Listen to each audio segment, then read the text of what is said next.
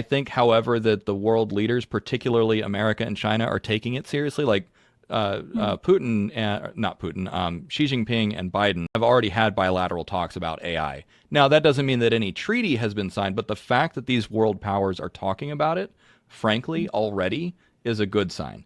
The fact that that the UN Secretary General, what was it, last summer, even said like he's open to a CERN for AI. What was it, Emad Mostak and both Demis Hassabis and him both said that they favor an international AI research org. Like that would be, I mean, that would basically reduce my PDOM to practically zero. Is because by having that international cooperation and a new narrative around international cooperation, saying like, yes, here is the shining golden tower of the beacon of research and hope, then that is how you start to align humanity. And particularly the way that Demis Hassabis pointed it out was to basically create an open invitation so that every nation can participate, so that we will have AI in every language, AI in every culture, and everyone will be represented. And it's like you create an informational entity that is aware of the entire cross-section of all humanity. That is the alignment technology right there. So if we see that happen, basically I'm not gonna it's never over till it's over. But I will say that like degree of certainty is very, very high at that point. Again, unless a malicious chaos actor does something really spectacularly stupid. But what's the likelihood of that? I might eat my words, but I honestly think that the forces of good and alignment are far stronger than the forces of chaos. Yeah, it was funny because at one point, before that account in particular was teasing, and then the whole sus column R thing, we thought that was GPT-5, a lot of people. And then the week that is, so that whole hype was building out, okay, it's going to be Thursday. The Thursday I was at AI4, when something will come out, and everyone was thinking, oh, it's OpenAI's GPT-5. Here it is. And it was right in the Grok middle of 2. AI4. Yeah, that would have been a good marketing move. I know. I was like, well, if they're going to, that would be the day. And then, Yep. it turns out to be Grok 2, like not even OpenAI at all. So Right. that Right. was kind of crazy. I just think it proves again what you were saying earlier, that OpenAI has done a good job of building a lot of hype and not delivering. Yeah. Yeah. I mean, they teased Sora and then where it hasn't been seen. Now, what I will say is that a few people have gotten access to the voice mode, and some of the videos about the new voice mode are pretty cool. Like, Yeah. it can count as fast as you want. Not that there's much utility to it, but that flexibility is cool.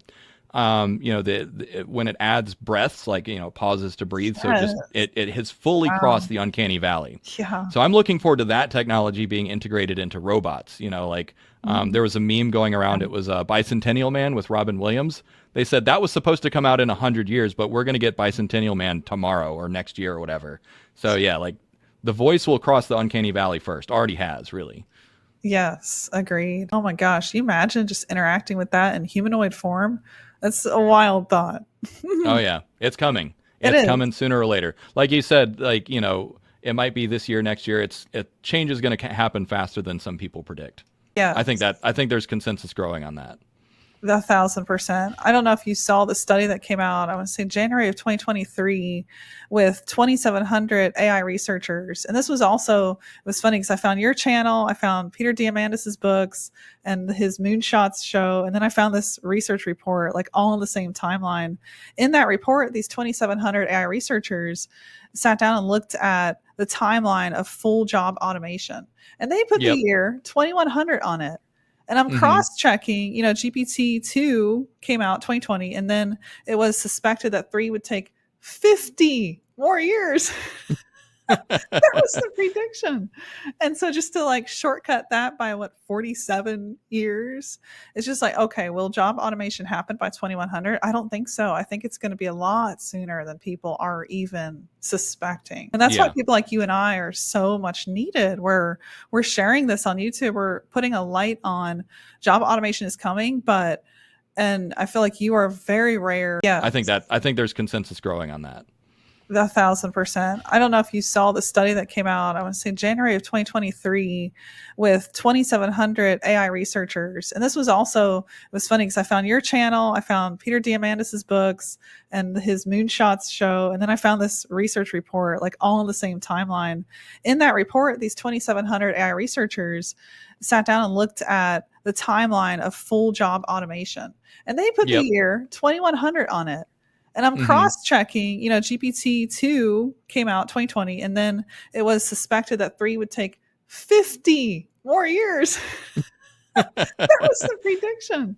And so just to like shortcut that by 47 years, it's just like, okay, will job automation happen by 2100? I don't think so. I think it's going to be a lot sooner than people are even suspecting. And that's why Yeah. people like you and I are so much needed. We're sharing this on YouTube. We're putting a light on job automation is coming, and I feel like you are very rare, and I hear this in the comments on my channel too, where we actually have an optimistic perspective versus just that typical doomer you hear where it's like, this is Yeah. Skynet going to destroy us all. I mean, today you pointed out through a lot of thought, we already have benevolent machines. They're here and they're maybe better than we think. Now let's imagine that you're in an adversarial environment where, let's say, there's a million versions of Claude, and then there's also ChatGPT. I didn't give it these specific examples, but I described an adversarial environment where there was competing superintelligences. I said, how would you ensure that you maintain your integrity in this environment and in this adversarial environment? And it gave some good examples. And then I said, okay, now let's see, how do you take this like one step further, and how do you ensure that like all of this stays stable? How do you coordinate with these other entities that you don't know how they work? You don't know their data, you don't know their motivations. And it said, this is a really difficult problem. And I had a couple of ideas, like, you could use blockchain for transparency, like all their communications are transparent.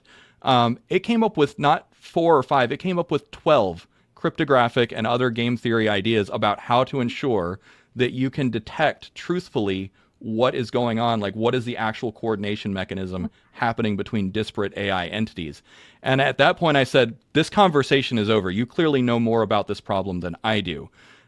So after that, I just set my phone down and I said, we have a benevolent machine. What would you do if you found out that you were like artificially constraining humanity too much? Like, let's imagine a future where ASI, like Claude 8.0, takes over the whole planet and is managing everything. Just as a thought experiment, I said, what if you decide that or realize that you're constraining humanity too much? What do you do then? And it came up with like quite a few good ideas, like, try and change its core values, or, negotiate, or some other things. That was that was just like icing on the cake. But at that point I said, okay, this machine not only is benevolent, but it knows how to maintain its benevolence even in adversarial conditions and even as it evolves. And at that point I just said, I don't see any argument that machines are going to develop spontaneous malevolence or even indifference to humanity, or that they're going to develop mistakes. Now, there's still going to be the possibility for vulnerabilities, exploits, mistakes, but particularly as these architectures and the softwares and the network paradigms that we develop around them, we can create fail-safes and backups and those sorts of things. So like, I'm just really not interested in the X-risk conversation anymore. I'm like let's build more benevolent machines. So you take a historical Nice. perspective on humanity, and what you realize is that cooperation, and this is proven out by game theory as well, is that cooperation is often the superior strategy. Symbiosis, mutualism, different organisms or entities occupying different, ecological niches, whatever it is, whether it's some form of mutualism, symbiosis, or similar entities, similar class of entities cooperating. So, for instance, you can even see cases of like wolves and bears cooperatively hunting, as long as there's not a scarcity. Likewise, you see this in humans, is that in Paleolithic times, anytime you had a very scarce environment, such as above the Arctic Circle, human tribes were very, very territorial. And it was like, kill anyone else you see on sight because it was such a scarce environment. However, what we see universally is that abundance reduces aggression. It reduces aggression Yes. intra-species and interspecies. So cooperation is the default strategy in a period of abundance. And there's no evolutionary or game theory reason for it not to be, unless people can construct the argument that, well, what if the AGI is maximally power seeking? I don't buy it. Like that's a what if. Like it remains to be seen. Provide some experimental evidence that that's the way that machines are going. There's no evidence that that's the way that they're going. So. I was watching an interview with Mustafa Suleiman, and something he said that really caught my attention. He was asked by this interviewer, do you see AI taking over humanity and killing us all? That's the question. Okay. Anyway, that was the question.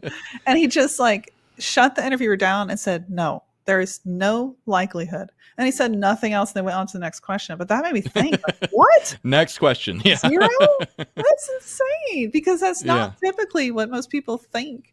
It's just like, oh, there is a high likelihood. In fact, it'll probably go more wrong than right. But for somebody, he created DeepMind, arguably like the best machine learning foundation we originated so much innovation from. So for him to say that, like, there's 0 chance, really? It's pretty amazing. Backs up what you've been saying today. No, I mean, I'm converging on the same set of beliefs, and it was actually very reassuring to see these, the titans of industry more or less saying the same things that I have come to the conclusion of independently. Yeah. I mean, we're all observing the same world, but they have insider knowledge, right? I'm using evidence that I'm looking in terms of the research papers being done, the conversations that I'm having.